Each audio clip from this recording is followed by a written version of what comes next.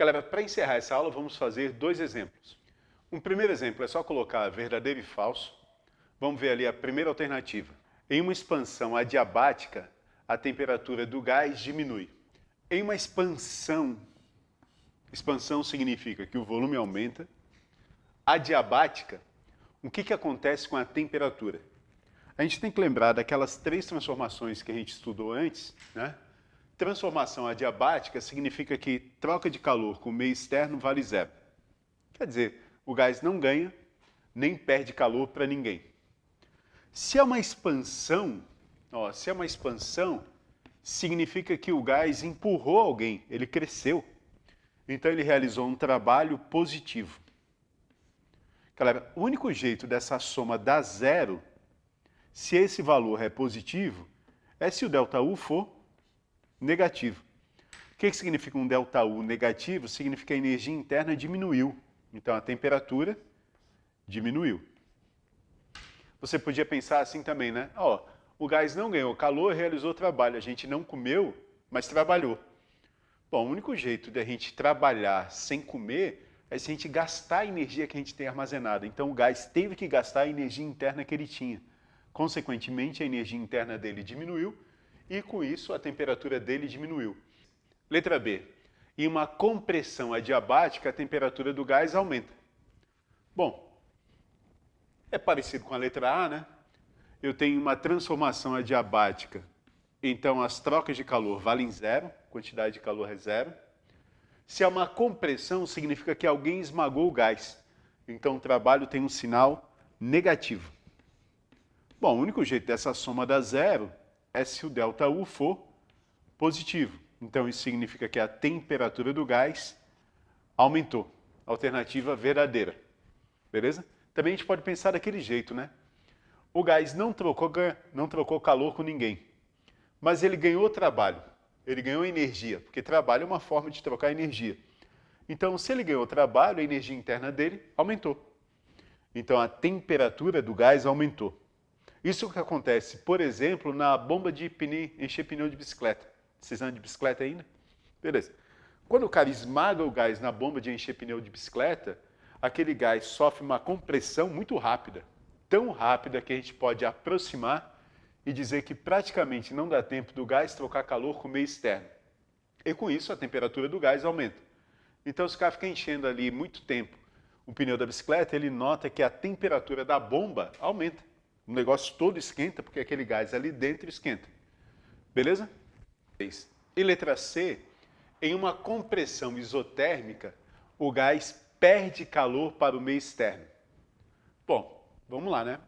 Isotérmica não varia a temperatura, então a energia interna não aumenta nem diminui, permanece a mesma, então meu ΔU é zero.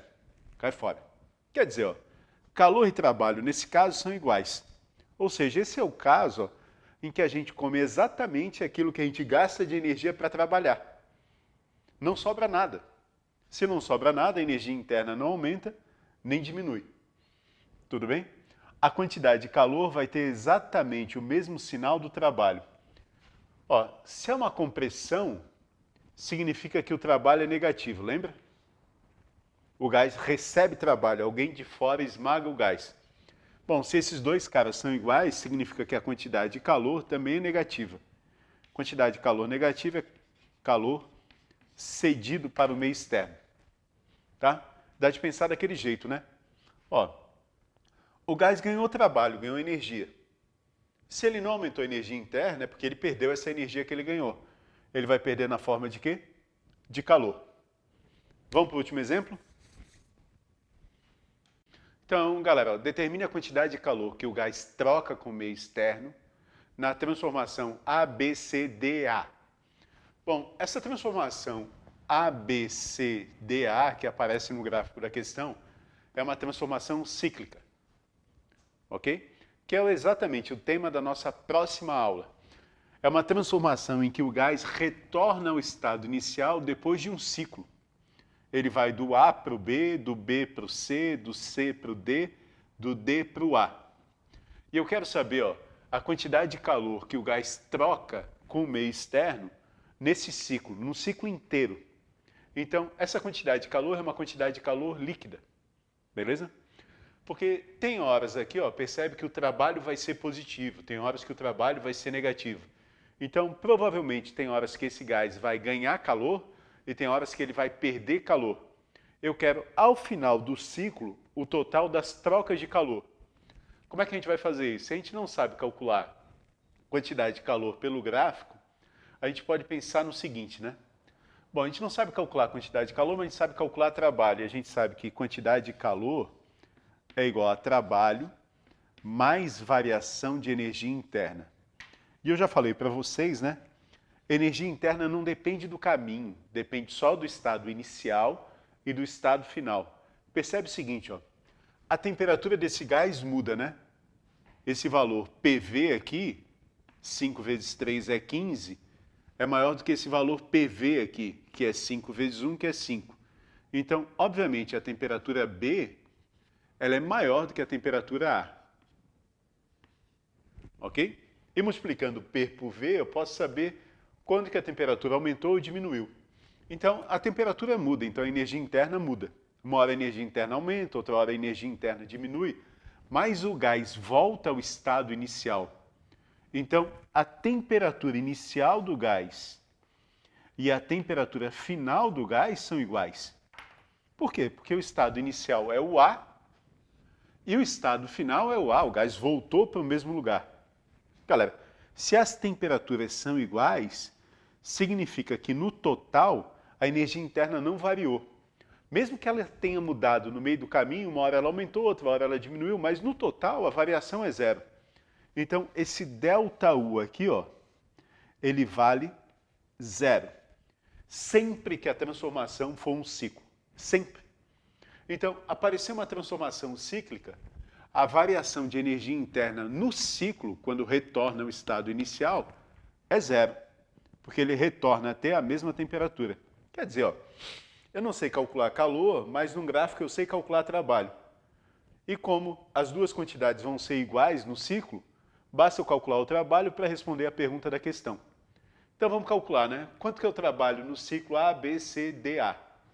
Bom, eu separei aqui em partes para a gente calcular os trabalhos em pedacinho. Mas depois eu vou ensinar um jeito de resolver isso mais rápido. Vamos lá. Vou calcular primeiro, ó, quanto que foi o trabalho de A para B. Bom, o trabalho de A para B, percebe, ele ocorre a pressão constante. Eu poderia calcular o trabalho como sendo P delta V. As unidades estão ok, né? Pascal, metro cúbico, tá? É uma pressão bem pequena, já falei essa daí. Então, eu poderia simplesmente substituir aqui por 5. E ΔV, se vai de 1 para 3, aumentou 2. 5 vezes 2, 10. Ou calcular a área desse retângulo, ó, tanto faz. Se eu calcular essa área, né? Se eu calcular a área, a base aqui vale 2, a altura vale 5, então é 5 vezes 2. Então o trabalho é positivo, porque o volume aumenta, e vale 10 joules. Ok? De B até C.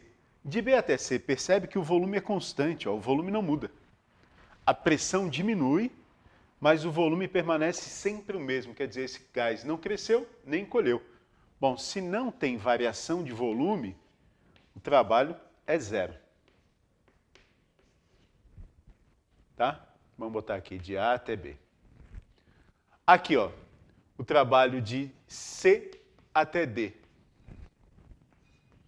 De novo, né, eu posso calcular a área dessa figurinha aqui, fazer aqui em cima. A área vai ser base, que é 2, vezes a altura, que é 2. Então, o trabalho vale... Cuidado, ó. Agora o volume diminui, então é negativo, menos 4 joules. E aqui, você já deve estar ligado, né? De novo, o volume permaneceu constante. Se o volume é constante, o ΔV é zero, o trabalho vale zero.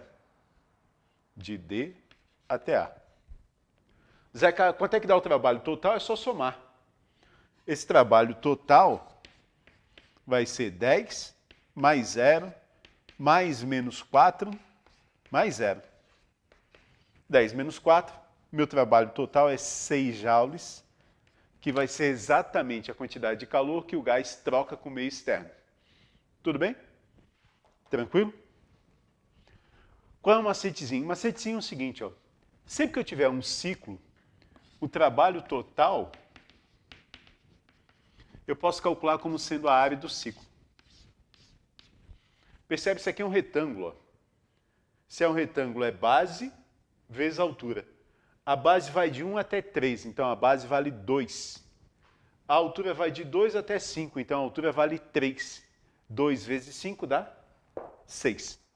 Ah, Zeca, daí como é que eu vou saber se é positivo ou negativo? Bom, esse meu trabalho só deu positivo porque o gás se expande a uma pressão maior e é comprimido a uma pressão menor.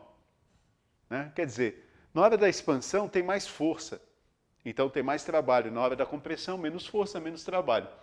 Então o trabalho positivo, ele ganha do negativo. Isso vai ocorrer sempre que o ciclo for horário.